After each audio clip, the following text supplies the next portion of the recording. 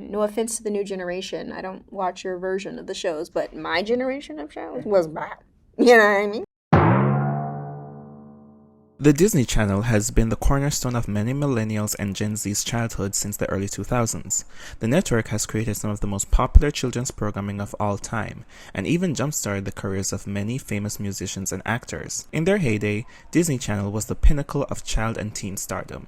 In today's video, we are going to be talking about the golden era of Disney Channel, the period where the network experienced peak popularity and viewership among their IPs, and why it might be difficult for them to replicate that success today. Early beginnings. So, by the late 70s and early 80s, cable programming had become extremely popular, as well as the series created for them. In the late 70s, Disney first flirted with the idea of creating their own cable network to air original family-friendly programming. In 1983, Disney officially launched the Disney Channel, and the goal was for it to be the premier network for family-friendly content. The Disney Channel.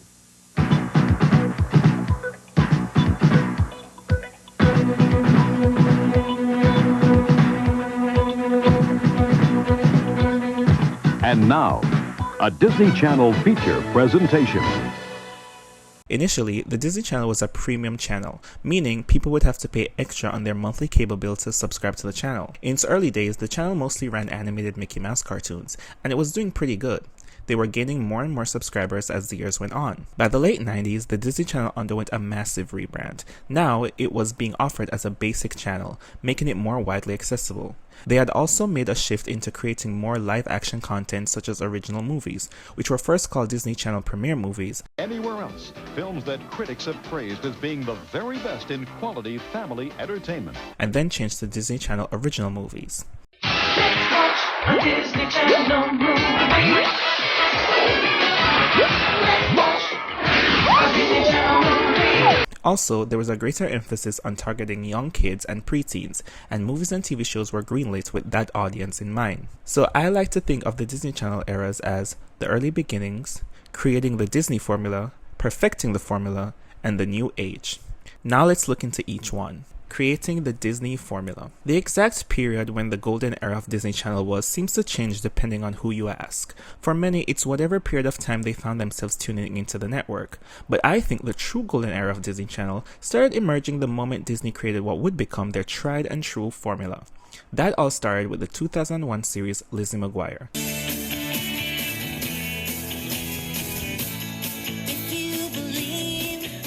Now, truth be told, I never really watched this show. I'm familiar with its premise and I have seen the Lizzie McGuire movie, but this series predated when I was first introduced to the Disney Channel. But from what I've gathered, Lizzie McGuire was a huge hit for the network. The series pulled in millions of viewers each episode, and it launched Hilary Duff into superstardom. This is also where we saw for the first time Disney Channel establishing their formula.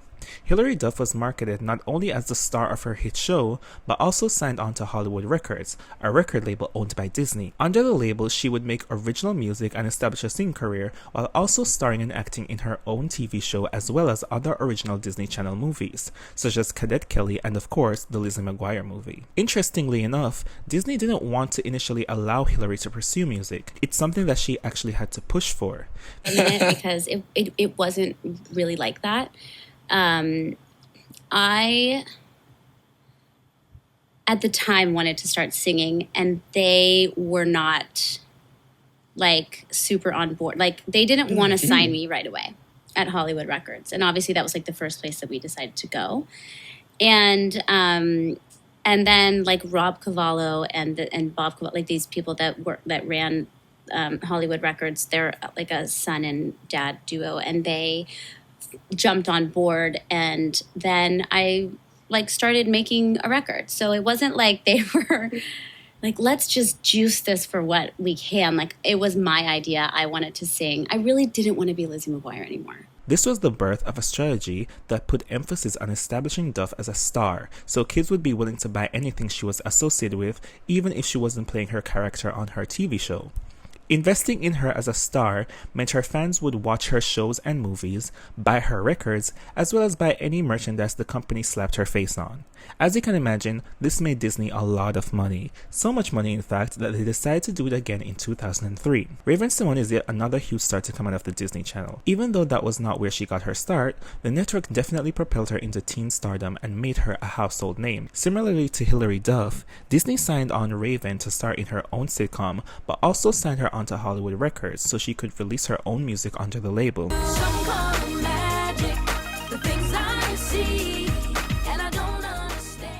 This proved massively successful for the network, as not only was That's So Raven a massive hit, Raven's venture into music under Disney Channel's Cheetah Girls was also hugely profitable for them. Disney recognized the power in investing in their young stars and marketing them under several quadrants to maximize popularity and success. By starring in their TV shows, movies, and making music under their label, the network was able to brand their stars in a way so that anything they touched turned to gold and became a cash opportunity for the network, perfecting the formula. Disney's success with Raven truly solidified to the network that they had struck gold with their formula, and by the mid to late 2000s, they had truly perfected that formula. Hannah Montana stands out among all other Disney Channel shows at the time because it was the first time that the music their star made with their record label would be integrated into the show. Miley Cyrus, following in the steps of her predecessors, also signed on to Hollywood Records to release her own music. Miley recorded music as Hannah Montana, but also recorded music as Miley Cyrus. The songs from the album Hannah Montana were played throughout the first season of the show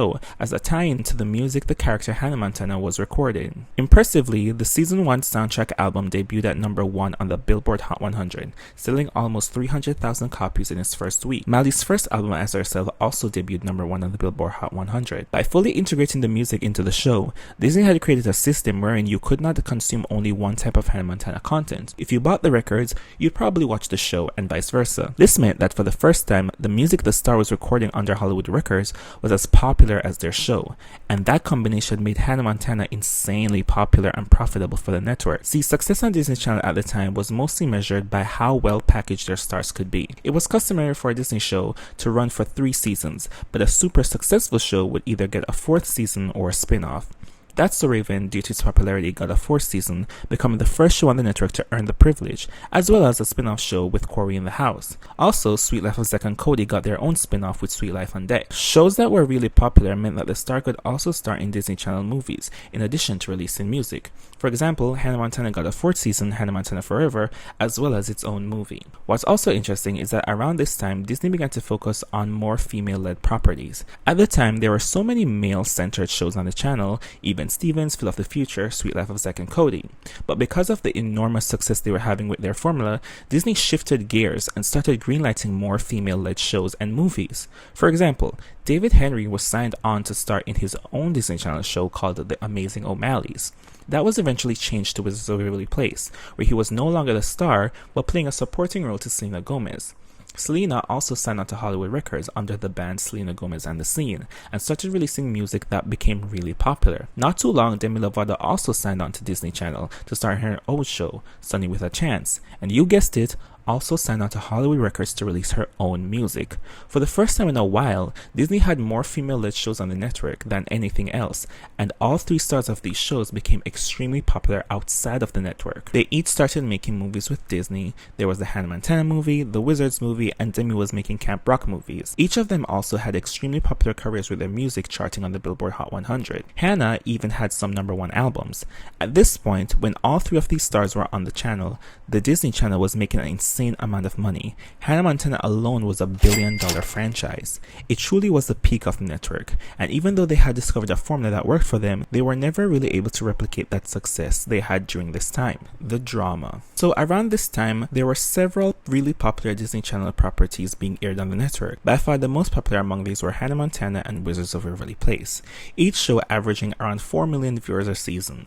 Even though Disney Channel was making really good shows at this point, I wholeheartedly believe the reason they were so popular was also largely due to the drama surrounding their stars in the late 2000s. So, here's the rundown. In 2006, Miley Cyrus and Nick Jonas started dating, and they had an on and off again relationship until 2008 when they broke up. In 2007, Selena Gomez made guest appearances on Hannah Montana as Michaela, another teen pop star and rival to Hannah Montana. The problem is I'm 10 times better than you, and you're gonna find that out in Florida. Miss Hannah, I'm taking all your fannas. In 2008, after their breakup, Nick Jonas starts dating Selena Gomez, and that's where the drama started. There would be catty back and forth between the two stars, even the Jonas Brothers got involved and were taking sides, but nothing definitively was outwardly said. In 2009, Sunny with a Chance premiered, and Demi Lovato was the fresh new talent on the network, having also starred in the popular Disney Channel movie Camp Rock. What's important to know is that Demi Lovato and Selena Gomez were childhood friends, and even worked together on The Bonnie Show when they were kids. Demi and Selena had a YouTube channel where they would post random videos just talking about their day and what they were doing. In one infamous video, Selena and Demi started the video saying, "Yo, yo, yo." Yeah, I said it twice, you got a problem with that? Yo. Yo, yo. Yeah, I said it twice, got a problem with that? Yeah, that's pretty much the whole video. But then Miley posted a video to her YouTube channel with her friend Mandy, mimicking Selena and Demi. Yo. Yo, yo. Yeah, I said it twice, got a problem with that? Yeah, I do. You don't know why? Why? You got a gap.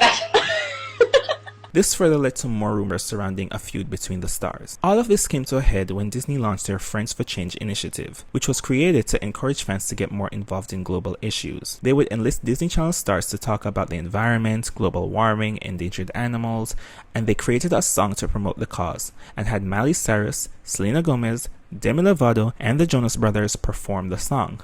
The song was called Send It On, and it was an absolute banger. If we send it on and on, just one. It even peaked at number 20 on the Billboard Hot 100. They also recorded a music video for the song, which as kids, watching this was absolutely crazy because we had to watch these people who very publicly had issues with each other pretend to be friends. But it made not only the cause, but the song really popular. Say what you will about Disney, but they sure do know how to leverage drama. Still, I do think this is a perfect example of why this specific era of Disney was so popular, not only in viewership but also in public interest. I truly do think that the behind-the-scenes drama of the stars only helps make this era of Disney that much more popular. A new age. Disney continued to iterate on their formula, cause if it ain't broke, right? Bridget Miller started her own show, Good Luck Charlie, which went on to be really successful and one of my personal favorites. She also signed on to Hollywood Records and released music under the label that was also really successful. Still, Bridget never really captured the success Miley, Selena, and Demi did. Disney continued to do this with other stars as well. Zendaya and Bella Thorne with Shake It Up both released music. Dove Cameron from Liv and Maddie also signed on to Hollywood Records. Sabrina Carpenter from Girl Meets World also had a recording contract with Disney. Yet, during their time with Disney, none of these stars were really able to enter the mainstream consciousness. Why is that? Well, even though Miley, Selena, and Demi were extremely successful on the platform, there was also a lot of sensation and speculation around their personal lives. At the time, there was so much obsession with who these stars were dating, whether or not they were actually friends, who they were feuding with. That much public intrigue helped make them popular beyond the network and their ties to Disney. People weren't speculating who Bridget and Dove Cameron were dating during their time on the channel, but it seemed like everyone was obsessed with these three stars. Also, crossovers, cross-promotions, and collaborations between the stars only helped further to boost each of their star powers. But also, cable programming has experienced a significant decline in viewership in the streaming and social media era. Kids nowadays aren't really watching TV, not as much as they used to. Most kids nowadays are getting their entertainment in some way from the internet, so a decline in viewership and popularity among shows post-2011 was inevitable. So it's undeniable that the mid to late 2000s was truly the peak of the channel. Disney Channel was really able to capture something special during this time on the channel, a level of success that they have never really been able to replicate, and each of these stars have since been able to attain mainstream success well after their time on the channel. Miley currently has a song in the top 10 on the Billboard Hot 100. Selena successfully launched her own makeup line, Rare Beauty, and is currently starring on a hit show, Murders in the Building. And Demi continues to put out music and recently released a more adult rock album. Disney really was able to turn these stars into international superstars, and it's something I don't think they'll ever be able to do again. Thanks for watching, and if you'd like to see more, be sure to click that subscribe button. See you next time.